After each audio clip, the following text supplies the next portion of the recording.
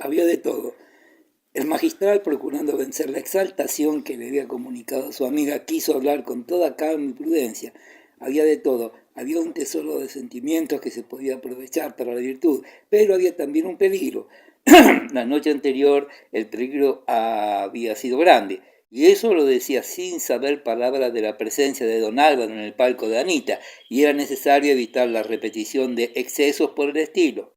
Había hablado la regenta de ansiedades invencibles, del anhelo de volar más allá de las estrechas paredes de su carcerón, de sentir más, con más fuerza, de vivir para algo más que para vegetar como otras. Había hablado también de un amor universal, que no era ridículo, por más que se burlasen de él los que no lo comprendían. Había llegado a decir que sería hipócrita si aseguraba que bastaba para colmar los anhelos que sentía el cariño suave, frío, prosaico, distraído de Quintanar, entregado a sus comedias, a sus colecciones, a su amigo Frígilis y a su escopeta. Todo aquello, añadió el magistral después de presentarlo en resumen, de puro religioso rayaba en pecado. Sí, dicho así, como yo lo he dicho así, pero como lo siento, no. Oh, estoy segura de que tal como lo siento, nada de lo que he dicho es pecado. Sentirlo, peligro habrá, no lo niego, pero pecado no. Por lo demás, cambio de voz, dicho, hasta el ridículo suena a romanticismo necio, vulgar, ya lo sé, pero no es eso, no es eso. Es que yo no lo entiendo como usted lo dice, sino como usted lo siente, amiga mía. Es necesario que usted me crea, lo entiendo como es, pero así y todo hay peligro que raya en pecado por ser peligro. Déjeme usted hablar a mí, Anita, y será como nos entendamos. El peligro que hay, decía, raya en pecado, pero añado, será pecado claramente si no se aplica toda esa energía de su alma ardentísima a un objeto digno de ello, digno de una mujer honrada. Ana, si dejamos que vuelvan esos accesos sin tenerles preparada la tarea de virtud, de ejercicio sano, ellos tomarán el camino de atajo, el del vicio. Créalo usted, Anita, es muy santo, muy bueno que usted, con motivo de dar a un niño un globo de colores, llegue a pensar en Dios, a sentir eso que llama usted la presencia de Dios. Si algo de panteísmo puede haber en lo que usted dice, no es cortar ese mal de raíz. Pero ahora no se trata de eso. No es santo, ni es bueno, amiga mía, que al ver a un libertino en la celda de una monja, o a la monja en casa del libertino y en sus brazos, usted se dedique a pensar en Dios con ocasión del abrazo de aquellos sacrílegos amantes. Eso es malo, eso es despreciar los caminos naturales de la piedad, es despreciar con orgullo egoísta la sana moral, pretendiendo por abismos y cieno toda clase de podredumbre, llegar a donde los justos llegan por muy diferentes pasos. Dispénseme si hablo con esta severidad, en este momento es indispensable. Hizo una pausa el magistral para observar si Ana subía con dificultad aquella pendiente que le ponía en el camino. Ana callaba, meditando las palabras del confesor, recogida, seria, abismada en sus reflexiones. Sin darse cuenta de ello, le agradaba aquella energía, complacíase en aquella oposición, estimaba más que halagos y elogios las frases fuertes, casi duras del magistral, el cual prosiguió aflojando la cuerda. Es necesario y urgente, muy urgente, aprovechar esas buenas tendencias, esa predisposición piadosa, que así la llamaré ahora, porque no es ocasión de explicar a ustedes los grados, caminos y descaminos de la gracia, materia delicadísima, peligrosa. Decía que hay que aprovechar esas tendencias a la piedad y a la contemplación, que son en usted muy antiguas, pues ya vienen de la infancia en beneficio de la virtud, y por medio de cosas santas. Aquí tiene usted el porqué de muchas ocupaciones del cristianismo, el porqué del culto externo, más visible y hasta aparatoso en la religión verdadera que en las frías confesiones protestantes. Necesita usted objetos que le sugieran la idea de santa de Dios, ocupaciones que le llenen el alma de energía piadosa, que satisfagan sus instintos, como usted dice, de amor universal. Pues todo eso, hija mía, se puede lograr, satisfacer y cumplir en la vida aparentemente prosaica y hasta cursi, como la llamaría doña Obdulia, de una mujer piadosa, de una beata, para emplear la palabra fea, escandalosa. Sí, amiga mía, el magistral reía al decir esto. Lo que usted necesita para calmar esa sed de amor infinito es ser beata, y ahora soy yo el que exige que usted me comprenda y no me tome la letra y deje el espíritu. Hay que ser beata, es decir, no hay que contentarse con llamarse religiosa, cristiana y vivir como un pagano, creyendo esas vulgaridades de que lo esencial es el fondo, que las menudencias del culto y de la disciplina quedan para los espíritus pequeños y comineros. No, hija mía, no, lo esencial es todo, tal forma es fondo, y parece natural que Dios diga a una mujer que pretende amarla: hija, pues para acordarte de mí no debes necesitar que a Zorrilla se le haya ocurrido pintar los amores de una monja y un libertino. Ven a mi templo y allí encontrarán los sentidos incentivo del alma para la oración, para la meditación y para esos actos de fe, esperanza y caridad que son todo mi culto en resumen. Anita, al oír este familiar lenguaje casi jocoso del magistral, con motivo de cosas tan grandes y sublimes, sintió lágrimas y risas mezcladas y lloró riendo como Andrómaca. La noche corría a todo correr. La torre de la catedral, que espiaba a los interlocutores de la glorieta desde lejos, entre la niebla que empezaba a subir por aquel lado, dejó oír 3 campanadas como un aviso. Le parecía que ya habían hablado bastante, pero ellos no oyeron la señal de la torre que vigilaba. Petra fue la que dijo para sí, desde la sombra del patio: las 8 menos cuarto, y no llevan traza de callarse. La doncella, ardida de curiosidad, aventuraba algunos pasos de puntillas hacia la glorieta, esquivando tropezar con las hojas secas para no hacer ruido, pero tenía miedo de ser vista y retrocedía hacia el patio, desde donde no podía oír más que un murmullo, no palabras. Sintió que Anselmo abría la puerta del zaguán y que Damo subía. Corrió Petra a su encuentro. Si le preguntaba por la señora, estaba dispuesta a mentir, a decir que había subido al segundo piso, a los desvanes, donde quiera, a tal o cual tarea doméstica. Iba preparada a ocultar la visita del magistral, sin que nadie se lo hubiese mandado, pero creía llegado el caso de adelantarse a los deseos del ama y de su amigo don Fermín. No le habían hecho llevar cartas sin necesidad de que lo supiera don Víctor, pues qué necesidad había de que supiera que llevaban más de una hora de palique en el senador, y a oscuras. Quintanar no preguntó por su mujer. No era esto nuevo en él. Solía olvidarla, sobre todo cuando tenía algo entre manos. Pidió luz para el despacho, se sentó a su mesa y, separando libros y papeles, dejó encima del pupitre un envoltorio que tenía debajo del brazo.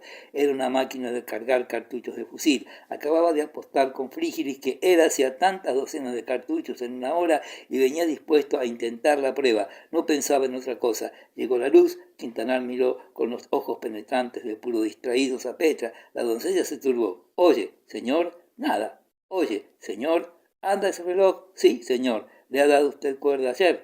«De modo que son las 8 menos 10». «Sí, señor». Pero temblaba, pero seguía dispuesta a mentir si le preguntaba por el ama. «Bien, vete». Y don Víctor se puso a atacar con rapidez cartuchos y más cartuchos. En tanto el magistral había explicado latamente lo que quería dar a entender con lo de la vida beata. Era ya tiempo de que Ana procurase entrar en el camino de la perfección. Los trabajos preparativos ya podían darse por hechos. Si otros iban a la iglesia, a las cofradías y demás lugares ordinarios de la vida devota con un espíritu rutinario que hacía nulas respecto a la perfección moral aquellas prácticas piadosas, ella, Ana, podía sacar gran utilidad para la ocupación digna de su alma de aquellos mismos lugares y quehaceres.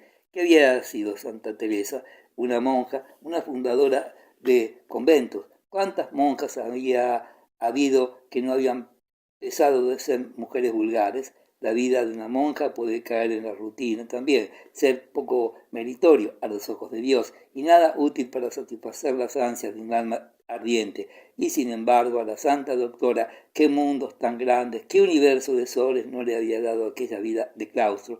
La gran actividad va en nosotros mismos si somos capaces de ella, pero hay que buscar la ocasión en las ocupaciones de la vida buena. Era necesario que Anita frecuentase en adelante las fiestas del culto, que oyese más sermones, más misas, que asistiera a las novelas, que fuese de las Sociedad de San Vicente, pero socioactiva, que visitara a los enfermos y los vigilara, que entrase en el catecismo. Al principio tales ocupaciones podrían parecerle pesadas, insustanciales, prosaicas, desviadas del camino que conduce a la vida de la piedad centrada, pero poco a poco iría tomando el gusto a tan humildes menesteres, iría penetrando los misterios, los encantos de la oración, del culto público, que sí parece hasta frívolo pasatiempo en las almas tibias, en el vulgo de los fieles que están en el templo nada más con los sentidos, es edificante espectáculo para quien siente devoción profunda. Pero usted, decía el magistral, ¿cómo llega un día en que no necesita a Zorrilla ni poeta nacido para llorar de ternura y elevarse de una en otra, como usted dice, hasta la idea santa de Dios? Tiene la iglesia, amiga mía, tal sagacidad para buscar el camino de las entrañas. Verá usted cómo reconoce la sabiduría de nuestra Madre en muchos ritos, en muchas ceremonias y pompas del culto que ahora pueden antojársele indiferentes, insignificantes. Nuestras fiestas, qué cosas más hermosas, querida hija mía. Llegará, por ejemplo, la Nochebuena y usted empleará su imaginación poderosa en representarse las escenas de pura poesía del nacimiento de Jesús. Volverán a ser para usted las que ya parecían vulgaridades de villancicos, grandes poemas, manantial de ternura, y llorará pensando en el niño Dios. Y usted me dirá entonces si aquellas lágrimas son más dulces y frescas que las que anoche le arrancaba el bueno de don Juan Tenorio. Los sermones de cualquiera no hay que ir, prosiguió de Paz, porque a veces las palabras de un pobre cura de aldea encierran en su sencillez tosca tesoros de verdad, enseñanzas lacónicas, admirables, rasgos de filosofía profunda y sincera, y parábolas nuevas dignas de la Biblia, pero como esto es pocas veces, conviene acudir a los sermones de oradores acreditados. Oiga usted al señor obispo en los días que él quiere lucirse, oiga usted a otros buenos predicadores que hay, y si no fuera vanidad intolerable, añadiría, óigame usted a mí algunos días de los que Dios quiere que no me explique mal del todo. Sí, porque así como hay cosas que no pueden decirse desde el púlpito, que exigen el confesionario, a la conferencia familiar, hay otras que piden la cátedra, que sería ridículo decirlas de silla en silla. Por ejemplo, algo de lo que yo tengo que advertir a usted respecto de esas vagas y aparentes visiones de Dios en idea, tocadas, hija mía, de panteísmo, sin que usted se dé cuenta de ello. Más habló el magistral para exponer el plan de vida devota a que había de entregarse en cuerpo y alma a su amiga desde el día siguiente, y terminó tratando con detenimiento especial la cuestión de las lecturas. Recomendó particularmente la vida de algunos santos y las obras de Santa Teresa y algunos místicos. Basta con leer la vida de la Santa Doctora y la de María de Chantal, Santa Juana, Francisca, por supuesto sabiendo leer entre líneas para perfeccionarse, no al principio, sino más adelante. Al principio es un gran peligro el desaliento que produce la comparación entre la propia vida y la de los santos. Ay de usted si desmaya, porque ve que para Teresa son pecados muchos actos que usted crea dignos de elogio. Pasará usted la vergüenza de ver que era vanidad muy grande creerse buena mucho antes de serlo, tomar por voces de Dios, voces que la santa llama del diablo. Pero en estos pasajes no hay que detenerse, no hay que comparar, hay que seguir leyendo, y cuando se haya vivido algún tiempo dentro de la disciplina sana, vuelta a leer, y cada vez el libro sabrá mejor y dará más frutos. Si nos proponemos llegar a ser una Santa Teresa, adiós todo, se ve la infinita distancia y no emprendemos el camino. ¿A dónde se ha de llegar? Eso Dios lo dirá después. Ahora andar hacia adelante es lo que importa. Y a todo esto hemos de vestir de estameña y mostrar el rostro compungido, inclinado al suelo, y hemos de dar tormento al marido con la inquisición en casa y con el huir de los paseos y negarse al trato del mundo. Dios nos libre, Anita, Dios nos libre. La paz del hogar no es cosa de juego. Y la salud del cuerpo, ¿dónde la dejamos? Pues no se trataba de ponernos en cura. No estábamos ahora hablando del espíritu y su remedio, pues el cuerpo que era libre, distracciones honestas, y todo eso de continuar en el grado que se necesite y que indicaran las circunstancias. Una ráfaga de aire frío hizo temblar a la regenta y arremolinó hojas secas a la entrada del senador. El magistral se puso en pie, como si lo hubieran pinchado, y dijo con voz de susto: «Caramba, debe ser muy tarde. Nos hemos entretenido aquí charlando. ¿No le haría gracia que don Víctor los encontrase a tales horas en el parque, dentro del senador, solo y a la luz de las estrellas?» Pero esto que pensó se guardó de decirlo. Salió de la glorieta hablando en voz alta, muy alta, aparentando no temer el ruido, pero temiéndolo. Ana salió tras él, ensimismada, sin acordarse de que había en el mundo maridos, ni días, ni noches, ni horas, ni sitios inconvenientes para hablar a solas con un hombre joven, guapo, robusto, aunque sea clérigo. El magistral, como equivocando el camino, se dirigió hacia la puerta del patio, aunque parecía lo natural subir por la escalera de la galería y pasar por las habitaciones de Quintanar. En el patio estaba Petra, como un centinela, en el mismo sitio en que había recibido al provisor. ¿Ha venido, señor?, preguntó la regenta. Sí, señora, respondió en voz baja la doncella. Está en su despacho. ¿Quiere usted verle?, dijo Ana, volviéndose al magistral. Don Fermín contestó: con mucho gusto. Disimulan conmigo, pensó Petra con rabia. Con mucho gusto, si no fuera tan tarde. Debía estar a las 8 en el palacio y van a dar las 8:30. No puedo detenerme. Salúdele usted de mi parte, como usted quiera. Además, estará abismado en sus trabajos. No quiero distraerle. Saldré por aquí. Buenas noches, señora. Muy buenas noches. Disimulan, volvió a pensar Petra mientras abría la puerta que conducía al zaguán. Entonces el magistral se acercó a la regente y deprisa y en voz baja dijo: no se me había olvidado advertirle que el lugar más a propósito para verse es en casa de doña Petronila. Ya hablaremos. Bien, contestó la regenta. Lo he pensado. Es lo mejor. Sí, tiene usted razón. Subió Ana por la escalera principal y salió al portal don Fermín. En la puerta se detuvo, miró a Petra mientras embozaba y la vio con los ojos fijos en el suelo, con una llave grande en la mano y esperando que pasara él para cerrar. Parecía la estatua del sigilo. De paz la acarició con una palmadita familiar en el hombro y dijo sonriendo: «Ya hace fresco, muchacha». Petra le miró cara a cara y sonrió con la mayor gracia que supo y sin perder su actitud humilde.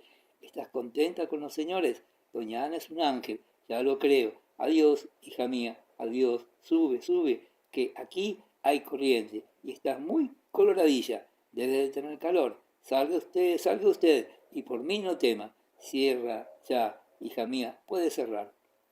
No, señor, si cierro, no verá usted bien hasta llegar a la esquina. Muchas gracias. Adiós. Buenas noches, don Fermín. Esto lo dijo Petro muy bajo, sacando la cabeza fuera del portal, y cerró con gran cuidado de no hacer cualquier ruido. Don Fermín, pensó el magistral, ¿por qué me llama esta don Fermín? ¿Qué se habrá figurado? Mejor, sí, mejor conviene tenerla propicia como la otra. La otra era Teresina, su criada. Petra subió y se presentó en el tocador de doña Anita sin ser llamada. ¿Qué quieres?, preguntó el ama, que se estaba embozando en su chal porque sentía mucho frío. El señor no me ha preguntado por la señora. Yo no le he dicho que estaba ahí don Fermín. ¿Quién? Don Fermín. Ah, bien. ¿Para qué? ¿Qué importa? Petra se mordió los labios y dio media vuelta, murmurando, orgullosa: si creerá que no tenemos ojos. Pues sí, a una no le diera la gana, pero yo lo hago por el otro. Sí, Petra lo hacía por el otro, por el magistral, a quien quería agradar a toda costa. Tenía sus planes, la rubia lúbrica. Don Víctor Quintanar se presentó media hora después a su mujer con muchas manchas de pólvora en la frente y en las mejillas. No supo nada de la visita nocturna del magistral. No preguntó nada. ¿Para qué decírselo? A la mañana siguiente, antes de salir el sol, Frígilis entró en el parque de Ozores por la puerta de atrás con la llave que él tenía para su uso particular. El amigo íntimo de Quintanar era el dictador en aquel pueblo de árboles y arbustos. Los días que no iban de casa, el señor Crespo se lo pasaba recorriendo sus dominios, que así llamaba al parque de Quintanar. Podaba, injertaba, plantaba, trasplantaba, según las estaciones y otras circunstancias. Estaba prohibido a todo el mundo, incluso el dueño del bosque, tocar una hoja. Allí mandaba Frígilis y nadie más. En cuanto entró, se dirigió al senador. recordaba haber dejado encima de la mesa de mármol o de un banco, en fin, allí dentro unas semillas preparadas para mandar a cierta exposición de floricultura. Buscó y sobre una mecedora encontró un guante de seda morada entre las semillas esparcidas y mezcladas sobre la paja y por el suelo. Soltó un taco madrugador y tomó el guante con 2 dedos, levantándolo hasta los ojos. ¿Qué diablos han dado aquí? Preguntó a la hora matutina. Guardó el guante en un bolsillo, recogió las semillas que no había llevado al viento y con gran cuidado volvió a escoger y separar los granos. Se trataba de una singularísima especie de pensamientos monocromos, invención suya. Cuando sintió ruido en la casa, llamó a gritos: Anselmo, Petra, Servanda, Petra. Apareció Petra con el cabello suelto en chambra y mal tapada con un mantón viejo de ama. Parecía la aurora de las doradas guedejas, pero Frígilis, malhumorado, se encaró con la aurora. Oye tú, buena pécora, ¿qué demonios de obispo entra aquí por la noche a destrozarme las semillas? ¿Qué dice usted que no le entiendo? Contestó Petra desde el patio. Digo que ayer me retiré yo de la puerta cerca del oscurecer, que dejé allá adentro unas semillas envueltas en un papel y ahora me encuentro la simiente revuelta con la tierra en el suelo y sobre la butaca este guante de canónigo. ¿Quién ha estado aquí anoche? De noche usted sueña, don Tomás. Ira de Dios, de noche digo. A ver el guante. Toma, contestó Frígilis arrojado desde lejos la prenda. Pues está bueno. Ah, bueno, canónigo de Dios. Lo que entiende usted de modas, don Tomás. Pues no dice que es un guante de canónigo. Pues, ¿de quién es? De mi señora. ¿No ve usted la mano? Qué chiquitita, a no ser que haya canónigas también. ¿Y se usan ahora guantes morados? Pues claro, con vestidos de cierto color. Frígilis encogió los hombros. Pero mis semillas, ¿quién me las ha echado a rodar? El gato, qué duda tiene, el gatito pequeño, el moreno, el mismo que habrá llevado el guante a la glorieta. Es lo más urraca. En la pajarera de Quintanar cantó un jilguero. El gato, el moreno, dijo Frígilis moviendo la cabeza. ¿Qué gato ni qué? Una sonrisa seráfica iluminó su rostro de repente y volviéndose a Petra señaló a la galería con la mano izquierda. Es mi macho, es mi macho. Oyes, estoy seguro, es mi macho. Y tu amo te decía que su canario, que iba a cantar primero. Oyes, oyes, es mi macho. Se lo he prestado 15 días para que lo viese vencer. Es mi macho. Frígilis olvidó el guante y el gato y quedó arrobado oyendo el repiqueteo estridente, fresco, alegre del jilguero de sus amores. Petra escondió en el seno de nieve apretada el guante morado del magistral. Capítulo 18. Las nubes pardas, opacas, anchas como estepas, venían del oeste, tropezaban con las crestas de Corfín, se desgarraban y deshechas en agua caían sobre Vetusta, unos en diagonales vertiginosas como látigos, furibundos como castigo bíblico, otras cachazudas, tranquilas, en delgados hilos verticales, pasaban y venían otras, y después otras que parecían las de antes, que había dado la vuelta al mundo para desgarrarse en Corfín otra vez. La tierra fangosa se descarnaba como los huesos de Job. Sobre la sierra se dejaba arrastrar por el viento perezoso la niebla lenta y desmayada, semejante a un penacho de pluma gris, y toda la campiña entumecida, desnuda, se extendía a lo lejos, inmóvil, como el cadáver de un náufrago que chorrea el agua de las horas que se arrojaron a la orilla. La tristeza resignada, fatal de la piedra que la gota eterna, orada, era la expresión muda del valle y del monte. La naturaleza muerta parecía esperar que el agua disolviera su cuerpo, inerte, inútil. La torre de la catedral aparecía a lo lejos, entre la cerrazón, como un mástil sumergido. La desolación del campo era resignada, poética en su dolor, silencioso, pero la tristeza de la ciudad negruzca, donde la humedad sucia resumaba por tejados y paredes agrietadas, parecía mezquina, repugnante, chillona, como canturria de pobre de solemnidad. Molestaba, no inspiraba melancolía, sino un tedio desesperado. Frígilis prefería mojarse a campo raso y arrastraba consigo a Quintanar, lejos de Vetusta, cerca del mar, a las praderas y marismas solitarias de palomares y roca tajada, donde fatigaban el monte y la llanura, persiguiendo arceas y chochas en lo espeso de los altosanos nemorosos, en las planicies escuetas, melancólicos y quejumbrosos alcaravanes, nubes de torninos, tordos, de agua, patos marinos y bandadas oscuras de peguetas diligentes. Para estas excursiones lejanas, don Víctor contaba con el beneplácito de su esposa. Se salía al ser el día en el tren correo, se llegaba a Roca Tajada 1 hora después y a las 10 de la noche entraban en Vetusta, silenciosos, cargados de ramilletes de plumas y como sopa de vino. Allá en las marismas de Palomares, don Víctor solía echar de menos el teatro. Sí, el tren salía 2 horas antes, menos mal. Frígilis no echaba de menos nada. Su devoción a la casa, a la vida al aire libre, en el campo, en la soledad triste y dulce, era profunda, sin rival. Quintanar compartía aquella afición con su amor a las farsas del escenario. Frígilis en el teatro se aburría y se constipaba. Tenía horror a las corrientes de aire y no se creía seguro más que en medio de la campiña, que no tenía puertas. Crespo tenía bien definida y arraigada su vocación, la naturaleza. Quintanar había llegado a viejo sin saber cuál era su destino en la tierra, como él decía, usando el lenguaje del tiempo romántico, del que le quedaban algunos resabios. Era el espíritu del ex regente, de blanda cera, fácilmente tomaba todas las formas y fácilmente las cambiaba por otras nuevas. Creíase hombre de energía porque a veces usaba en caso un lenguaje imperativo, de bando municipal, pero no era en rigor más que una pasta para que otros hiciesen de él lo que quisieran. Así se explicaba que, siendo valiente, jamás hubiera tenido ocasión de demostrar su valor luchando contra una voluntad contraria. Él sostenía que en su casa no se hacía más que lo que él quería y me echaba de ver que siempre acababa por querer lo que determinaban los demás. Si Ana Ozores hubiera tenido un carácter dominante, don Víctor se hubiese visto en la triste condición de esclavo. Por fortuna, la regenta dejaba al buen esposo entregado a las veredades de sus caprichos y se contentaba con negarle toda influencia sobre los propios gustos y aficiones.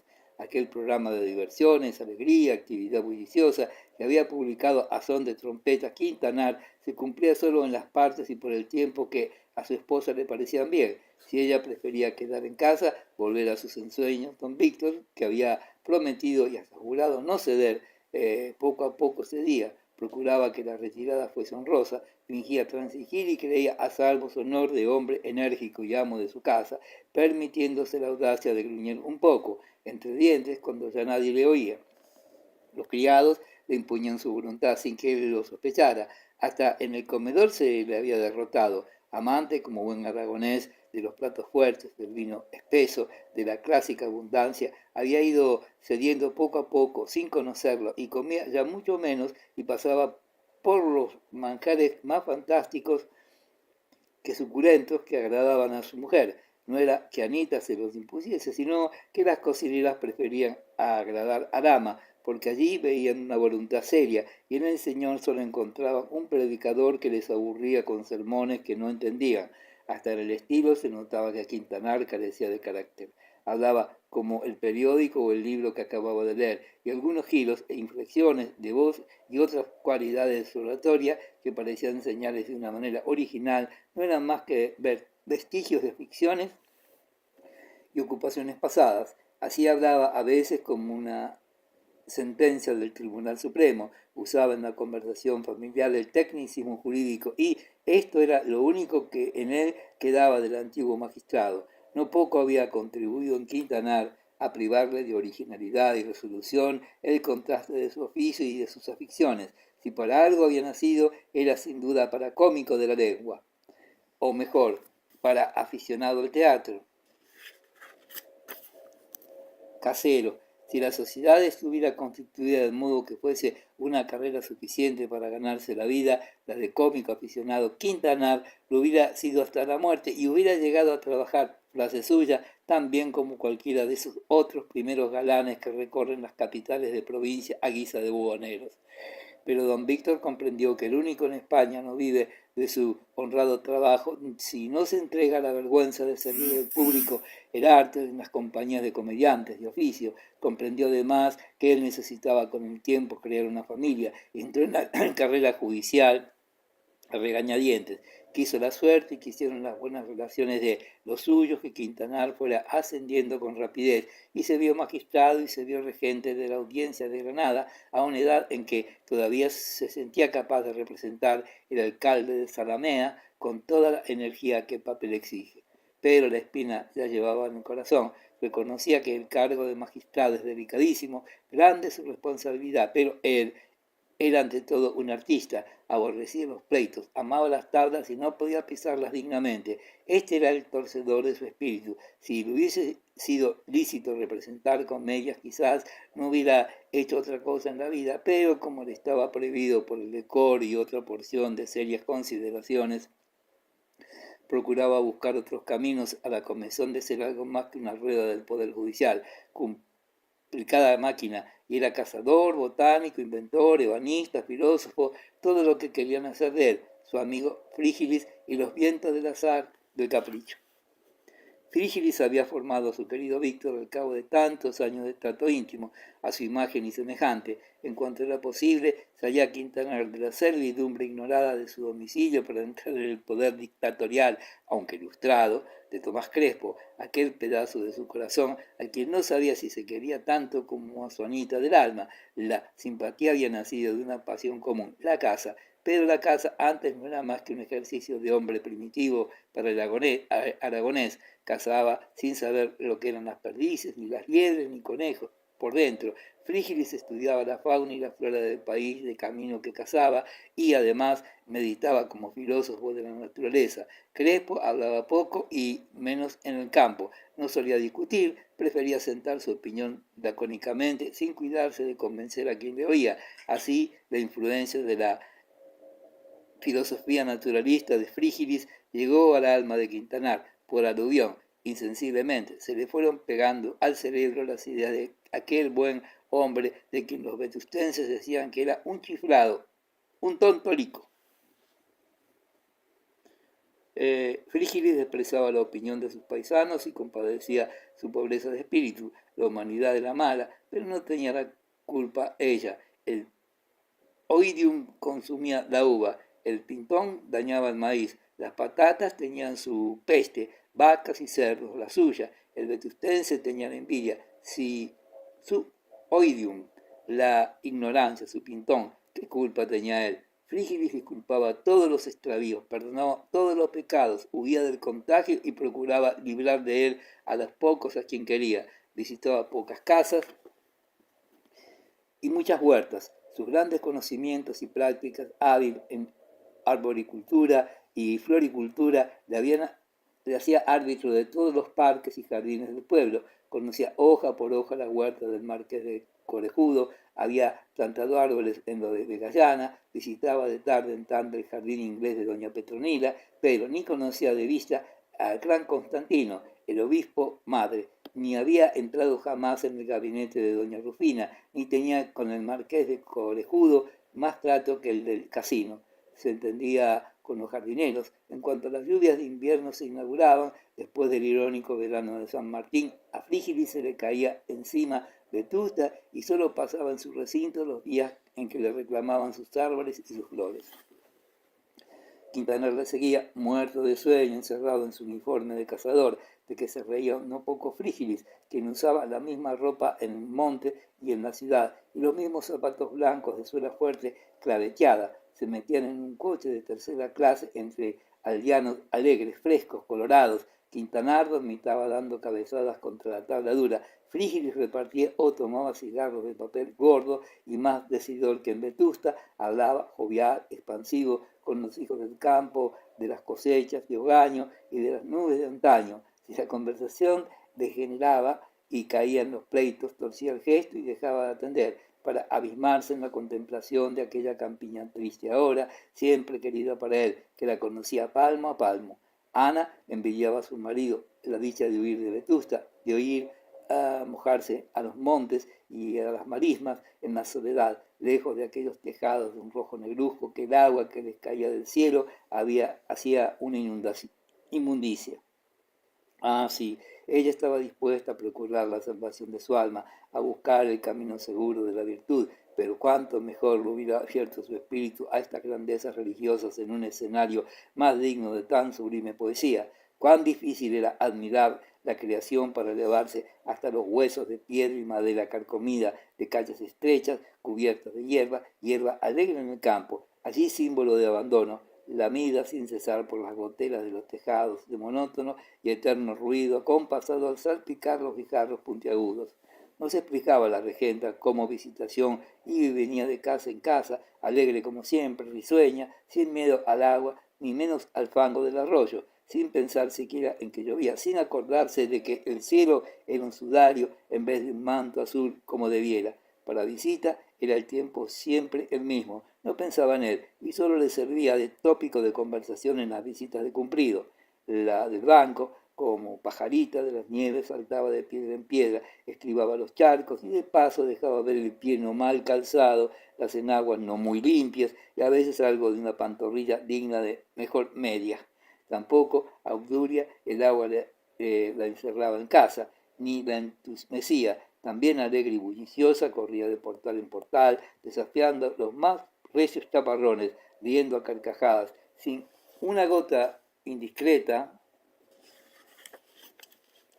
mojaba la garganta que palpitaba tibia y era de ver el arte con que sus bajos, con instintos de armiño, cruzaban todo aquel peligro del cieno, inmaculados, copos de nieve calada, dibujos y hojarascas sonantes de espuma de Holanda, tentación de Bermúdez, el arqueólogo espiritualista. Notaba Ana con tristeza y casi envidia que en general los vetustenses se resignaban sin gran esfuerzo con aquella vida submarina que duraba gran parte del otoño, lo más del invierno y casi toda la primavera.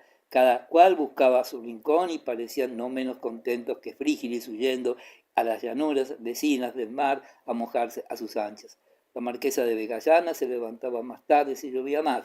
En su lecho, blindado contra los más recios ataques del frío, disfrutaba deleites que ella no sabía explicar, leyendo, bien arropada, novelas de viajes al polo, de cazas, de osos y otras que tenían su acción en Rusia o en la Alemania del Norte. Por lo menos, el contraste del calorcito y la inmovilidad que ella gozaba con los grandes fríos que había de sufrir los héroes de sus libros y con los largos paseos que se daban por el globo, era el mayor placer que gozaba al cabo del año doña Rufina. Oía el agua que azota los cristales allá afuera y estar compadeciéndose de un pobre niño perdido en los hielos. ¡Qué delicia para un alma tierna a su modo, como la de la señora marquesa! Yo no soy sentimental, decía ella a don Saturnino Bermúdez, que le oía con la cabeza torcida y la sonrisa estirada con clavijas de oreja a oreja. Yo no soy sentimental, es decir, no me gusta la sensiblería, pero leyendo ciertas cosas me siento bondadosa. Me enternezco, lloro, pero no hago alarde de ello. Es el don de lágrimas de que habla Santa Teresa, señora, respondía el arqueólogo y suspiraba como echando la llave al cajón de los secretos sentimentales.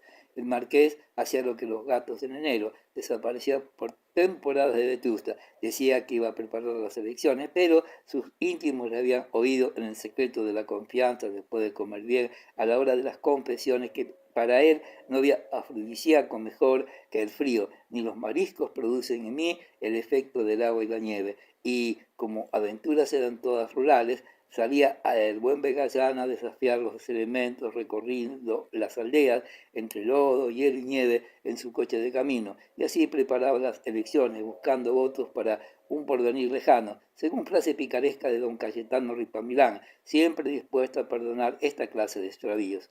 La tertulia de la marquesa veía el cielo abierto en cuanto el tiempo se metía en agua. Los que tenían el privilegio y envidiado de penetrar en aquella estufa perfumada bendecían los chubascos que daban pretexto para asistir todas las noches al gabinete de doña Rufina. ¿Qué habían de hacer o no? ¿A dónde habían de ir? En la chimenea ardían los bosques seculares de los dominios del marqués. Aquellas encinas feudales se carbonizaban con majestuosos chirridos. A su calor no se contaban antiguas consejas, como presumían Trifón Cármenes, que había de suceder por fuerza en todo hogar señorial, pero se murmuraba del mundo entero, se inventaban calumnias nuevas y se amaba con toda la franqueza prosaica y sensual que, según Bermúdez, era la característica del presente momento histórico, desnudo de toda presea ideal y poética. El gabinete no era grande, eran muchos los muebles y los contertulios se tocaban, se rozaban, se oprimían, si no había otro remedio. ¿Quién pensaba en los aguaceros?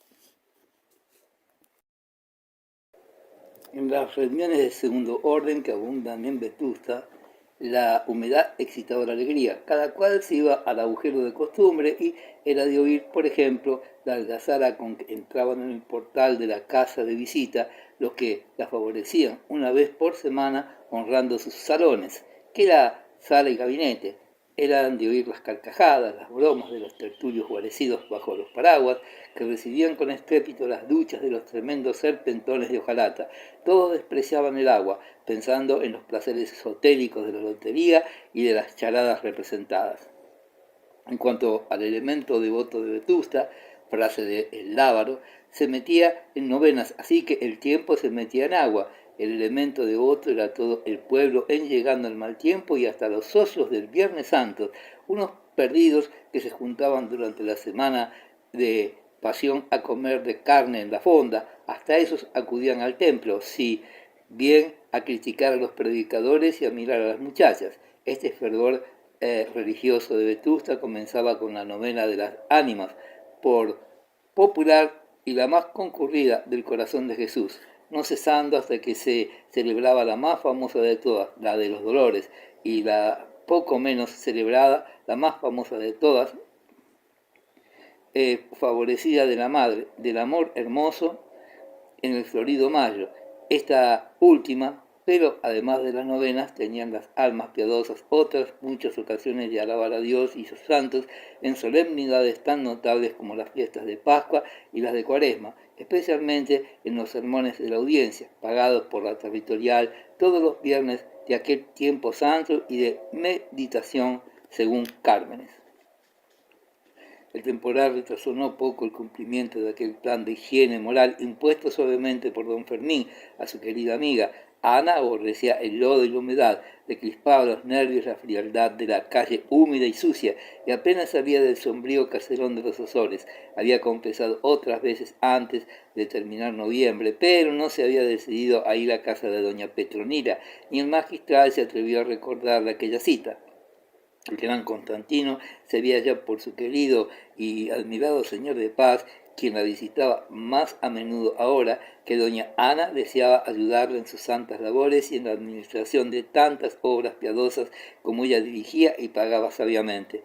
¿Cuándo viene por acá ese ángel hermosísimo?, preguntaba el obispo madre, en estilo de novena, cargado de superlativos abstractos, las beatas que serían de cuestores de palacio en el del gran Constantino, la del cónclave, como las llamaba Ripamilán, esperaban con ansiedad mística y con una curiosidad maligna a la nueva compañera que tanto prestigio traería con su juventud y su hermosura a la piadosa y complicada empresa de salvar el mundo en Jesús y por Jesús.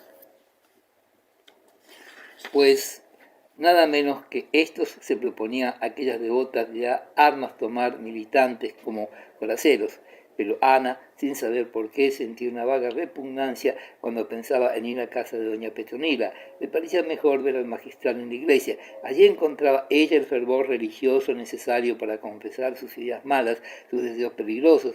El magistral comenzó a impacientarse. La regente no subía a la cuesta, persistía en sus peligrosos anhelos panteísticos, que así los calificaba él, se empeñaba en que era piedad, aquella ternura que sentía con motivo de espectáculos profanos y declaraba francamente que las lecturas devotas le sugerían reflexiones probablemente heréticas o por lo menos poco a propósito para llegar a la profunda fe que el magistral exigía como preparación absolutamente indispensable para dar un paso en firme. Otras veces los libros piadosos la hacían caer en somnolencia melancólica o en una especie de marasmo intelectual que parecía estupidez. En cuanto a la oración, Ana decía que recitar de memoria plegarias era un ejercicio inútil, soporífero, que le irritaba los nervios. Las repetía 100 veces para fijar en ellas la atención y llegaba a sentir náuseas antes de conseguir un poco de fervor. Nada, nada de eso. No hay cosa peor que rezar así, respondía el magistral. A la oración ya llegaremos. Por ahora, en este punto, basta con sus antiguas devociones, y aunque temiendo los peligros de la fantasía diana por no perder terreno, que tenía que dejarla abandonarse a los espontáneos arranques de ternura piadosa que venían sin saber cómo, a lo mejor provocados por cualquier accidente que ninguna relación parecía tener con las ideas religiosas. El miedo a las expansiones naturales de aquel espíritu ardiente le había hecho cambiar el plan suave de los primeros días por aquel otro expuesto en el senador del parque, más parecido a la ordinaria disciplina a que él sometía a los penitentes, pero ya veía don Fermín que era preciso volver a la blandura y dejar al instinto de su amiga más parte en la ardua tarea de ganar para el bien aquellos tesoros de sentimientos y de grandeza ideal. Este sistema de la cuerda floja retrasaba el triunfo, pero le permitía a él presentarse a los ojos de Ana más simpático, hablando el lenguaje de aquella vaguedad romántica que ella creía religiosidad sincera y no pasaba de ser una idolatría disimulada según don Fermín. No, él no se dejaba seducir por panteísmo, aunque fuese tan bien parecidos como el de su amiga. De lo que él estaba segura era de efecto profundo y saludable que en semejante mujer tenían que producir las bellezas del culto el día en que ella la presenciara con atención y dispuesto el ánimo a las sensaciones místicas por aquella excitación nerviosa de cuyos accesos tantas noticias tenía ya el confesor dirigente. Cuando ella volvía a hablarle de aburrimiento, del dolor del hastío, de la estupidez del agua cayendo sin cesar, él repetía: a la iglesia, hija mía, a la iglesia, no a rezar, a estarse allí, a soñar allí, a pensar allí, oyendo la música del órgano y de nuestra excelente capilla, oliendo el incienso del altar mayor, sintiendo el calor de los cirios, viendo cuánto allí brilla y se mueve, contemplando las altas bóvedas, los pilares esbeltos, las pinturas suaves y misteriosamente poéticas de los cristales de colores. Poca gracia le hacía a don Fermín esta retórica de Chateaubriand. Siempre había creído que recomendar la religión por su hermosura exterior era ofender la santidad del dogma, pero sabía ser de tipas corazón y amoldarse a las circunstancias. Además, sin que él quisiera pensar en ello, le halagaba la esperanza de encontrar a menudo en la catedral, en las conferencias de San Vicente, en el catecismo, a su amiga, que allí le vería triunfante, luciendo su talento, su ciencia y su elegancia natural y sencilla. Pero cada día era mayor la repugnancia de Anita a pisar la calle, la humedad le daba horror, le tenía encogida, envuelta en un mantón al lado de la chimenea monumental del comedor tétrico, horas y horas, de día y de noche. Don Víctor no paraba en casa, si no estaba de casa, entraba y salía, pero sin detenerse, apenas se detenía en su despacho, le había tomado cierto miedo. Varias máquinas de las que estaba inventando o perfeccionando se le habían sublevado, erizándose de inesperadas dificultades de mecánica racional. Allí estaban, cubiertos de glorioso polvo sobre la mesa del despacho, diabólicos artefactos de acero y madera, esperando en posturas interinas a que don Víctor emprendiese el estudio serio de las matemáticas, de todas las matemáticas que tenía aplazado por culpa de la compañía dramática de Perales. En tanto, Quintanar, un poco avergonzado en presencia de aquellos juguetes irónicos que se le reían en las bardas, esquivaba su despacho siempre que podía y ni cartas escribía allí. Además, las colecciones botánicas, mineralógicas y entomológicas yacían en un desorden caótico y la pereza de emprender la tarea penosa de volver a clasificar tantas hierbas y mosquitos también le alejaba de su casa. Iba al casino a disputar y a jugar ajedrez. Hacía muchas visitas y buscaba modo de no aburrirse metido en su casa. Mejor, pensaba Ana sin querer, su don Víctor, a quien en principio ella estimaba, respetaba y hasta quería todo lo que era menester, a su juicio le iba pareciendo más insustancial cada día, y cada vez que se le ponía delante, echaba a rodar los proyectos de vida piadosa que Ana poco a poco iba acumulando en su cerebro, dispuesta a ser, en cuanto mejorase el tiempo, una beata en el sentido en que el magistral lo había solicitado.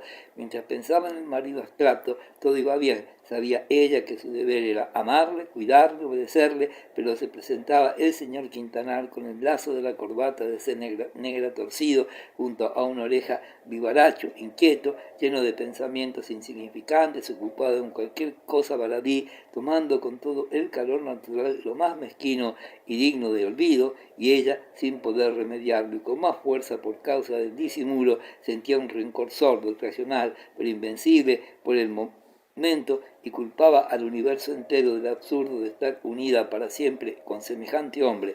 Salía don Víctor dejando tras sí las puertas abiertas, dando órdenes caprichosas para que se cumplieran en su ausencia, y cuando Ana ya sola, pegada a la chimenea taciturna de figura de yeso ahumado, quería volver a su propedéutica piadosa, a los preparativos de vida virtuosa, encontraba anegada en vinagre toda aquella sentimental fábrica de su religiosidad y calificaba de hipocresía toda su resignación. Oh, no, yo no puedo ser buena, yo no sé ser buena, no puedo perdonar las flaquezas del prójimo, o si las perdono, no puedo tolerarlas. Ese hombre y este pueblo me llenan la vida de prosa miserable. Diga lo que quiera don Fermín, para volar hacen falta alas, aires. Estos pensamientos la llevaban a veces tan lejos que la imagen de don Álvaro volvía a presentarse brindando con la protesta, con aquella imagen amable, brillante, dulcísima protesta de los sentidos poetizados, que había clavado en su corazón con puñaladas de los ojos del elegante dandy la tarde memorable de Todos los Santos. Entonces Ana se ponía en pie, recorría el comedor a grandes pasos, hundida la cabeza en el embozo del chal apretado al cuerpo, daba vueltas alrededor de la mesa oval y acababa por acercarse a los vidrios del balcón y apretar contra ella la frente. Salía cruzando el estrado triste, pasillos y galerías, llegaba a su gabinete y también allí se apretaba contra los vidrios y miraba con ojos distraídos, muy abiertos y fijos, las ramas desnudas de los castaños de Indias y los soberbios eucaliptus cubiertos de hojas largas, metálicas, de un verde mate, temblorosas y resonantes. Si no llovía mucho, Frígilis solía andar por allí. Más tiempo faltaba que Quintanar de casa con Frígilis de la huerta. Ana acababa por verle. Aquel había sido su único amigo en la triste juventud, en el tiempo de servidumbre miserable, y ahora casi le odiaba. Él la había casado y sin remordimiento alguno, sin pensar en aquella torpeza, se dedicaba ahora a sus árboles que podaba sin compasión, que injertaba a su gusto, sin consultar con ellos, sin saber si ellos querían aquellos tajos y aquellos injertos, y pensaba que aquel hombre había sido inteligente, amable, y ahora no era más que una máquina agrícola, unas tijeras, una segadora mecánica. Aquí no embrutecía la vida de Vetusta. Frígilis se veía a su querida Ana detrás de los cristales, la saludaba con una sonrisa y volvía a inclinarse sobre la tierra, aplastaba un caracol, cortaba un vástago inoportuno, firmaba un rodrigón y seguía adelante arrastrando los zapatos blancos sobre la arena húmeda de los senderos, y Ana veía desaparecer entre las ramas aquel sombrero redondo, flexible, siempre gris, aquel tapabocas de cuadro de pana eternamente colgando del cuello, aquella cazadora parda y aquellos pantalones ni anchos ni estrechos, ni nuevos ni viejos, de ramitos borrosos de lana verde y roja alternando sobre un fondo negro. A menudo visitaban a la regente, la del banco y el marquesito. Paco estaba admirado de la heroica resistencia de Osores. No comprendía él que su ídolo, don Álvaro, tardase tanto en conquistar una voluntad, en rendir una virtud, si la voluntad estaba ya conquistada. Ella estaba enamorada de ti, de eso estoy seguro, decía Paco a Mesía en el casino, a última hora, cuando solo quedaban allí los trasnochadores de oficio. Estaban los dos sentados junto a un velador cubierto con fina y blanca servilleta, cenaban con sendas medias botellas de Burdeos al lado y llegaban al momento necesario de la expansión y las confidencias. Mesía, melancólico, pasando a tragos la nostalgia del infinito, que también tienen los descreídos a su modo, inclinaba mustia la gallarda y fina cabeza de un rubio pálido y parecía un poco más viejo que de ordinario. Callaba y comía y bebía. Paco, con la boca llena, pero no por modo grosero, sino casi elegante, hablaba brillante la pupila, roja las mejillas, con el sombrero echado hacia el cogote. Ella estaba enamorada, de eso estoy seguro, pero tú no eres el de otras veces. Parece que la temes. Nunca quieres venir conmigo a su casa. Y eso que don Víctor nunca está. Siempre, nada, anda con el espiritista de Frígilis por esos montes. Paco creía que Frígilis era espiritista, opinión muy generalizada en Vetusta. En su casa no se puede adelantar nada. Es una mujer rara, histérica, hay que estudiarla bien. Dejadme a mí. No quería confesar que se tenía por derrotado. Creía firmemente que Ana estaba entregada al magistral. No quería aquella conversación. Se sentía ahora humillado con la protección de Paco, solicitada meses antes por él sin saberlo. El marquesito le hacía daño cada vez que le hablaba de tal asunto y le proponía planes de ataque en medios para entrar en la plaza por sorpresa. ¿Cuándo había necesitado él, Mesía, socorros por el estilo? ¿Cuándo había permitido a nadie saber él cómo y a qué hora vencía a una mujer? Y esta señora le humillaba así. ¿Cómo se reiría de él? Visita, aunque lo disimulaba. Y el mismo Paco, ¿qué pensaría? Ah, regenta, si venzo al fin, ya me las pagarás. Pero ya no esperaba vencer, lidiaba desesperado, en vano, siempre que el tiempo lo permitía, montaba en su hermoso caballo de pura raza española, pasaba y repasaba la Plaza Nueva, y algunas veces veía detrás de los cristales, en la rinconada, a la de Quintanar, que le saludaba amable y tranquila, pero no era el caballo talismán como él había creído, porque la escena de un cuarto de hora que no pude aprovechar, creía que con fe inquebrantable, que ya su único recurso sería la ocasión dificilísima, casi imposible, de un ataque brusco, bárbaro, coincidiendo con otro cuarto de hora, pero esto no colmaba su deseo, no satisfacía su amor propio, sería un placer efímero y una venganza, y además era casi imposible. Pocas veces se había atrevido a visitar a la regenta, que no la recibía si no estaba don Víctor en casa. Quintanar, en cambio, le abría los brazos y le estrechaba con efusión, cada día más enamorado, como él decía, y aquel hermoso figurín que, arrogante, primer galán en comedia de costumbres, haría el dignísimo don Álvaro, pero ya que las tablas no le llamasen, ¿por qué no se hacía diputado a Cortes? Mesía había nacido para algo más que cabeza de ratón. Era poco ser jefe de un partido que nunca era poder en una capital de segundo orden. ¿Por qué no se iba a Madrid con un acta en el bolsillo? Cuando le dirigía estas preguntas lisonjeras, don Álvaro inclinaba la cabeza y miraba con gesto compungido a la regenta, como diciendo: por usted, por el amor que le tengo, estoy yo en este miserable rincón. Usted es de madera, de los ministros. ¡Ja! Don Víctor, ¿no cree usted que eso me halaga? Ministro, ¿para qué? Yo no tengo ambición política. Si milito en un partido es para servir a mi país, pero la política me es antipática. Tanta farsa, tanta mentira.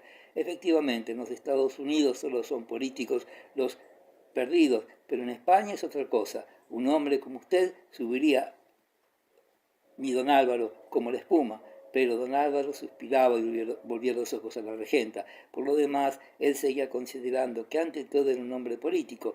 Lo de ir a Madrid lo dejaba para más adelante. Ahora hacía diputados desde Vetusta y se quedaba así. Pero en cuanto tuviera más blanda a la señora del ministro, él volaría, seguro de no dar un batacazo. Estos eran sus planes, pero además aquella resistencia de Ana, que había querido vencer, si no en pocas semanas, en pocos meses, era un nuevo motivo para retrasar el cambio de vecindad. ¿Cómo ir a Madrid sin vencer a aquella mujer? Y aquella mujer parecía ya invencible. Desde la noche de Todos los Santos, Mesía, vergüenza le daba confesarlo a sí mismo, no había adelantado un paso. 8 días había estado sin conseguir hablar a solas en un momento con Ana, y cuando logró tal intento fue para convencerse de que aquella exaltación de la tarde dichosa había pasado acaso para siempre. Visitación se volvió loca. Su marido, el señor Cuervo, y sus hijos comían los garbanzos duros, se lavaban sin toalla porque ella había salido con las llaves, como siempre, y no acabado de volver. Como había de volver si aquella empecatada de regenta no se daba a partido y resistía al hombre irresistible con heroicidad de roca? El mísero empleado del banco retorcía el bigotillo engomado y con voz de tipre decía a la muchedumbre de sus hijos que lloraban por la sopa: silencio, niños, que mamá riñe si se come sin ella. y la sopa se enfriaba, y al fin aparecía de visitación, sofocada, distraída, de mal humor. Venía de casa de Vegallana, donde había conseguido que Ana y Álvaro se hablaran a solas un momento por casualidad, que había preparado ella, pero buena conversación, sé de Dios. Él había sabido mordiéndose el bigote y le había dicho a ella, a Visita, déjame en paz, al querer darle una broma, déjame en paz, señal de que no daba un paso. Visitación sentía ahora una vergüenza retrospectiva, recordaba el tiempo que había tardado en ceder, lo comparaba con la resistencia de Ana y se le encendían las mejillas de cólera, de envidia, de pudor, malo, falso. Algo le decía en la conciencia que el oficio que había tomado era miserable, pero buena estaba ella para oír consejos de comedia moral y gritos interiores. Aquel anhelo villano era una pasión cada día más fuerte, era de un saborcito agridulce y picante que prefería ya a todas las dulzuras de la confitería. Era una pasión, una cosa que recordaba la juventud, aunque al mismo tiempo parecía síntoma de la vejez. En fin, ella no trataba de resistir y había llegado a creer que sería capaz de arrojar a su amiga a la fuerza en brazos del antiguo amante.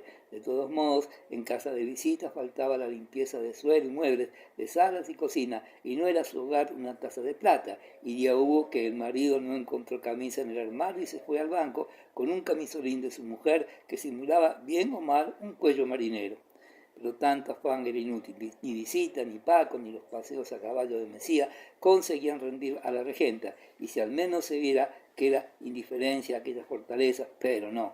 A lejos se veía, según los tres, que Ana estaba interesada. Esto era lo que le irritaba más, sobre todo a Visita. Don Álvaro no hablaba de este mal negocio con la del banco, por más que ella le hurgaba.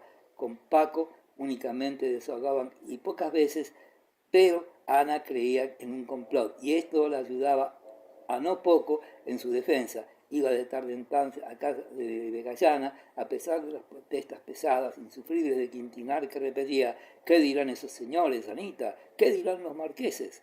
Si don Álvaro perdía la esperanza, el magistral tampoco estaba satisfecho. Veía muy lejos el día de la victoria. La inercia de Ana le presentaba cada vez nuevos obstáculos con que él no había contado. Además, su amor propio estaba herido. Si alguna vez había ensayado interesar a su amiga descubriéndole, o por vía de ejemplo, o por alarde de confianza, algo de la propia historia íntima, ella había escuchado distraída, como absorta en el egoísmo de sus penas y cuidados. Más había aquella señora que hablaba de grandes sacrificios, que pretendía vivir consagrada a la felicidad ajena, se negaba a violentar costumbres, saliendo de casa a menudo pisando lodo, desafiando la lluvia, se negaba a madrugar mucho y alegando como si se tratase de cosas santas, las exigencias de la salud, los caprichos de sus nervios, el madrugar mucho me mata, la humedad me pone como una máquina eléctrica. Esto era humillante para la religión y depresivo para don Fermín. Era, de otro modo, un jarro de agua que le enfriaba el alma al provisor y le quitaba el sueño. Una tarde entró de paso en el confesionario con tan mal humor que Celedonio, el monaguillo, le vio cerrar la celosía con un golpe violento. Don Fermín bajaba del campanario donde, según solía de vez en cuando, había estado registrando con su catalejo los rincones de las casas y las huertas. Había visto a la regenta en el parque pasear leyendo un libro que debía ser la historia de Santa Juana Francisca, que él mismo le había regalado. Pues bien, Ana, después de leer 5 minutos, había arrojado el libro con desdén sobre un banco. ¡Ah! Estamos mal, había exclamado el clérigo desde la torre, conteniendo enseguida la ira, como si Ana pudiera oír sus quejas. Después había aparecido en el parque dos hombres, Messier y Quintanar. Don Álvaro había estrechado la mano de la regenta, que no la había retirado tan pronto como debiera, aunque no fuese más que por estar viéndolos él. Don Víctor había desaparecido y el seductor de oficio y la dama se habían ocultado poco a poco entre los árboles en un recodo de un sendero. El magistral sintió entonces impulsos de arrojarse de la torre. Lo hubiera hecho a estar seguro de volar sin inconveniente. Poco después había vuelto a presentarse don Víctor, el tonto de don Víctor, con sombrero bajo y sin gabán, de cazadora, Clara acompañando de don Tomás Crespo, el de tapabocas. Los dos se habían ido en busca de los otros y los cuatro juntos se presentaron de nuevo ante el objetivo del catalejo, que temblaba en las manos finas del canónigo. Don Víctor levantaba la cabeza, extendía el brazo, señalaba las nubes y daba pataditas en el suelo. Ana había desaparecido otra vez, había entrado en la casa, olvidando a Santa Juana Francisca sobre el banco, y a los 2 minutos estaba otra vez allí con chal y sombrero, y los cuatro habían salido por la puerta del parque que abrió Frígilis con su llave. Iban al campo. Cuando don Fermín se vio encerrado entre las 4 tablas de su confesionario, se comparó al criminal metido en el cepo. Aquel día las hijas de confesión del magistral, encontrando distraído, impaciente, le sentían dar vueltas en el banco, la madera del armatoste crujía, las penitencias eran desproporcionadas. Entonces, en vano, esperó con loca esperanza ver a la regenta presentarse en la capilla, por casualidad, por impulso repentino, como quiera que fuese, presentarse, que era lo que él quería, lo que él necesitaba, verdad era que no había quedado en tal cosa. 8 días faltaban para la próxima confesión. ¿Por qué había de venir?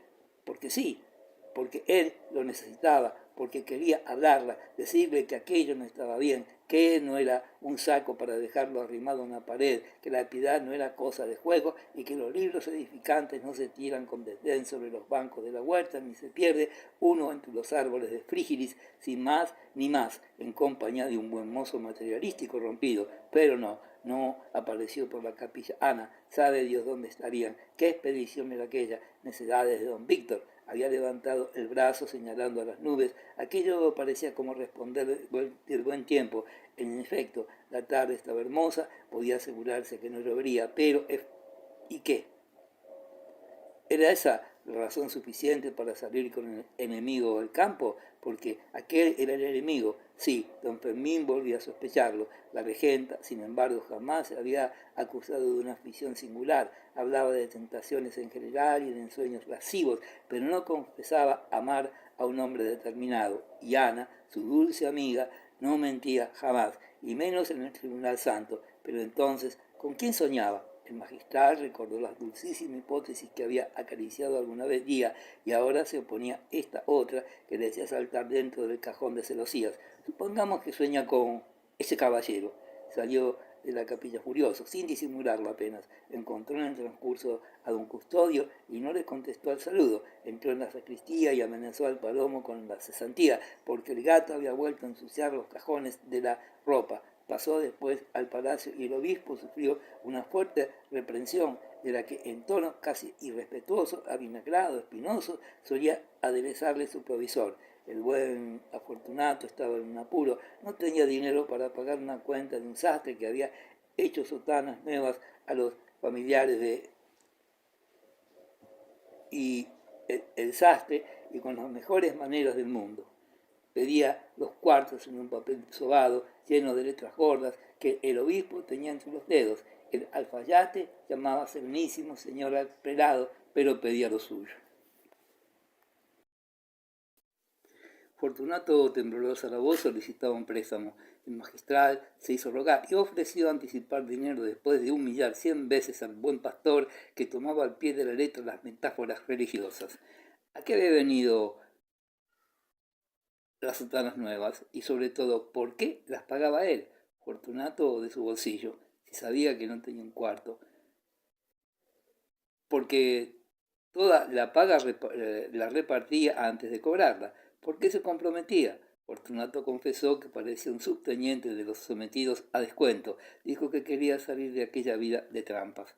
Yo no sé lo que debo ya a tu madre, Fermín. Debe ser un dineral. Sí, señor, un dineral. Pero lo peor no es que usted no se arruine, sino que se arruina también, y lo sabe el mundo. Y esto es un desprestigio de la iglesia, empeñarse por los pobres, ser un tramposo de la caridad. Hombre, por Dios, ¿dónde vamos a parar? Cristo ha dicho, reparte tus bienes y sígueme, pero no ha dicho, reparte los bienes de los demás. Hablas como un sabio, hijo mío, hablas como un sabio. Y si no fuera indecoroso, pedía al ministro que me pusiera a descuento, a ver si me corregía.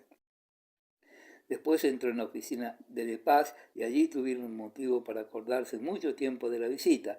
Todo lo encontró mal. Resolvió expedientes, descubrió abusos, sacudió polvo, amenazó con suspender sueldos, negó todo lo que pudo, preparó 2 o 3 castigos para varios párrocos de aldea y por fin dijo, ya en la puerta, que no daba un cuarto para una suscripción de los marineros náufragos de Palomares. Señor, le dijo llorando un pobre pescador de barba blanca con un gorro catalán en la mano, señor, que este año nos morimos de hambre, que no da para broma la costela del besugo. Pero el magistral salió sin responder siquiera, pensando en Ana y en Mesía, y a la media hora, cuando paseaba por el espolón, solo y a paso largo, olvidando el compás de su marcha ordinaria, repetía en los sesos, no sabía que vos, besugo, besugo. ¿Por qué se acordaba él del besugo? Y encogió los hombros irritado también con aquella obsesión de estúpido. No faltaba más que ahora me volviera loco. Pasaron 8 días y a la hora señalada Anita se presentó de rodillas ante la celosía del confesionario. Después de la absolución enjugó una lágrima que caía por su mejilla, se levantó y salió al pórtico. Allí esperó el magistral y juntos, cerca ya del oscurecer, llegaron a casa de doña Petronila. Estaba sola el gran Constantino, repasaba las cuentas de la madre del amor hermoso, con sus ojazos de color de avellana asomados a los cristales en las gafas de oro. Era muy moreno, la frente muy huesuda, los párpados salientes, ceja gris espesa como la gran mata de pelo áspero que ceñía su cabeza, barba redonda y carnosa, nariz de recolección insignificante, boca grande, labios pálidos y gruesos, era alta, ancha de hombros, y su larga viudez casta parecía haber echado sobre su cuerpo algo como matorral de pureza, que le daba cierto aspecto de virgen vetusta. El vestido era negro, hábito de los dolores, con una correa de charol muy ancha y escudo de plata chillón, ostentoso, en la manga, ceñida a la muñeca de gañán con presillas de abalorios. Estaba sentada delante de un escritorio de armario con figuras chinescas doradas incrustadas en la madera negra. Se levantó, abrazó a la regente y besó la mano del magistral. Le suplicó, después de agradecer la sorpresa de la visita, que la dejasen terminar aquel embrollo de números, y dama y clérigo se vieron solos en el salón sombrío, de damasco verde oscuro y de papel gris y oro. Ana se sentó en el sofá, el magistral a su lado en un sillón. Las maderas de los balcones entornados dejaban pasar rayos estrellos de la luz del día moribundo. Apenas se veían Ana y de Paz. Del gabinete de la derecha salió un gato blanco, gordo, de cola opulenta y de curvas elegantes. Se acercó al sofá, paso a paso, levantó la cabeza, perezoso, mirando a la regenta, dejó ir un leve y mimoso quejido gutural y después de frotar el lomo familiarmente contra la sotana del provisor, salió al pasillo con lentitud, sin ruido, como si anduviera entre algodones. Ana tuvo aprensión de que olía a incienso el blanquecino gato. De todas maneras, parecía un símbolo de la devoción doméstica de doña Petronila. En toda la casa reinaba el silencio de una caja almohadillada. El ambiente era tibio y estaba ligeramente perfumado por algo que olía a cera y a estoraque, y acaso a espliego. Ana sentía una somnolencia dulce, pero algo amargante. Se estaba allí bien, pero se temía vagamente la asfixia. Doña Petronila tardaba. Una criada de hábito negro también entró con una lámpara antigua de bronce que dejó sobre un velador después de decir con voz de monja acatarrada, «Buenas noches», sin levantar los ojos de la alfombra de fieltro a cuadros verdes y grises. Volvieron a quedar solos Ana y su confesor. Interrumpiendo un silencio de algunos minutos, dijo el magistral con una voz que se parecía a la del gato blanco, «No se puede imaginar, amiguita mía, cuánto le agradezco esta resolución. Hubiera usted hablado antes». «Bastante he hablado, picarilla, pero no como hoy. Nunca me dijo usted que era un desaire que yo le hacía y que ya sabían estas señoras el negarme a venir. Llovía tanto, ya sabe usted que a mí la humedad me mata, la calle mojada me horroriza. Yo estoy enfermo, sí señor, a pesar de estos colores y de esta carne, como dice don Robustiano, estoy enferma. A veces se me figura que soy por dentro un montón de arena que se desmorona. No sé cómo explicarlo, siendo grietas en la vida. Me divido dentro de mí, me achico, me anulo. Si usted me viera por dentro, me tendría lástima. Pero a pesar de todo esto, si usted me hubiese hablado como antes, hubiese venido aunque fuera a nado. Sí, don Fermín, yo seré cualquier cosa, pero no desagradecida. Yo sé lo que debo a usted y que nunca podré pagárselo. Una voz en el desierto solitario en que yo vivía. No puede usted figurarse lo que valía para mí. Y la voz de usted vino tan a tiempo. Yo no he tenido madre, viví como usted sabe, y no sé ser buena. Tiene usted razón. No quiero la virtud, si no es pura poesía, y la poesía de la virtud parece prosa que no es virtuoso. Ya lo sé. Por eso quiero que usted me guíe. Vendré a casa, imitaré a estas señoras, me ocuparé con las tareas que ellas me impongan, haré todo lo que usted manda, no ya por sumisión, por egoísmo, porque está visto que no sé disponer de mí. Prefiero que me mande usted. Yo quiero volver a ser una niña, empezar mi educación, si algo de una vez, seguir siempre un impulso, no ir ni venir como ahora, y además necesito curarme. A veces temo volverme loca, ya se lo he dicho a usted. Hay noches en que, desvelada en la cama, procuro de alejar las ideas tristes pensando en Dios, en su presencia. Sí, Él está aquí. ¿Qué importa todo? Esto me digo, pero no vale, porque ya se lo he dicho, me faltan de repente en la cabeza ideas antiguas, como dolores de llagas manoseadas, ideas de rebelión, argumentos impropios, preocupaciones necias, tercas, que no sé cuándo aprendí, que vagamente recuerdo haber oído en mi casa cuando vivía mi padre, y a veces se me antoja preguntarme si será Dios esta idea mía y nada más, este peso doloroso que me parece sentir en el cerebro cada vez que me esfuerzo por probarme a mí misma la presencia de Dios. Anita, calle usted que se exalta. Sí, sí, hay peligro, ya lo veo, gran peligro, pero nos salvaremos, estoy seguro de ello. Usted es buena, el Señor está con usted y yo daría mi vida por sacarla de esas aprensiones. Todo ello es enfermedad, es falto, nervios, qué sé yo, pero es material, no tiene nada que ver con el alma, pero el contacto es un peligro, sí, Anita, no ya por mí, por usted es necesario entrar en la vida devota, práctica, las obras, amiga mía. Esto es serio, necesitaremos remedios enérgicos. Si a usted le repugna a veces ciertas palabras, ciertas acciones de estas buenas señoras, no se deje llevar por la imaginación, no las condene ligeramente, perdone las flaquezas ajenas y piense bien, y no se cuide de apariencias. Y ahora, hablando un poco de mí, si usted pudiera penetrar en mi alma, Anita, yo sí que jamás podré pagarle esta hermosa resolución de esta tarde. Hable usted de un modo, hable con el alma. Yo estaba siendo una ingrata sin saberlo, pero al fin, vida nueva, no es verdad, hija mía. Sí, sí, padre, vida nueva. Callaron y se miraron. Don Fermín, sin pensar en contenerse, tomó una mano de la regenta que estaba apoyada en un almohadón de crochet y la oprimió entre las suyas, sacudiéndola. Ana sintió fuego en el rostro, pero le pareció absurdo alarmarse. Los dos se habían levantado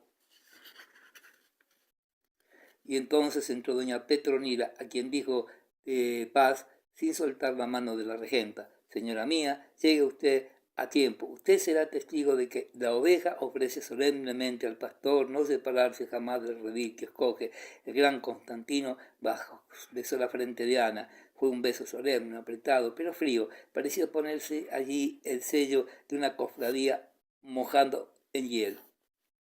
Capítulo 19. Don Robustiano Somoza, en cuanto asomaba marzo, atribuía las enfermedades de sus clientes a la primera médica, de la que no tenía muy claro el concepto, pero como su misión principal era consolar a los afligidos y solía satisfacerles esta explicación climatológica, el médico buen mozo no pensaba en buscar otra. La primavera médica fue la que postró en cama, según don Robustiano, a la regenta, que se acostó una noche de fines de marzo con los dientes apretados sin querer y la cabeza llena de fuegos artificiales. Al despertar al día siguiente, saliendo de sueños poblados de larvas, comprendió que tenía fiebre. Quintanar estaba de casa en las marismas de Palomares. No volvería hasta las 10 de la noche. Anselmo fue a llamar al médico y Petra se instaló a la cabecera de la cama como un perro fiel. La cocinera, Servanda, Ivy venía con tazas de tila, silenciosa, sin disimular su indiferencia. Era nueva en la casa y venía del monte. Mucho hacía que Anita no había tenido uno de aquellos impulsos cariñosos de que solía ser objeto don Víctor, pero aquel día, a la tarde, sobre todo al oscurecer, lloró ocultando el rostro, pensando en el esposo ausente. cuánto deseaba su presencia. Solo él podría acompañarla en la soledad de enfermo que empezaba aquel día. En vano, la marquesa, Paco, Visitación y Ripamilán acudieron presurosos al tener noticias del mal. A todos los recibió afablemente, sonrió a todos, pero contaba los minutos que les faltaban para las 10 de la noche. Su Quintanar, aquel era el verdadero amigo, el padre, la madre, todo. La marquesa estuvo poco tiempo junto a su amiga enferma, le tocó la frente y dijo que no era nada, que tenía razón Somoza, la primera médica, y habló de zarzaparrilla y se despidió pronto. Paco admiraba en silencio la hermosura de Ana, cuya cabeza hundida en la blancura blanda de las almohadas le parecía una joya en su estuche. Observó Visita, que más que nunca se parecía entonces Ana a la Virgen de la Silla. La fiebre daba luz y lumbre a los ojos de la regenta y a su rostro rosas encarnadas, y en el sonreír parecía una santa. Paco pensó sin querer que estaba apetitosa, se ofreció mucho como su madre.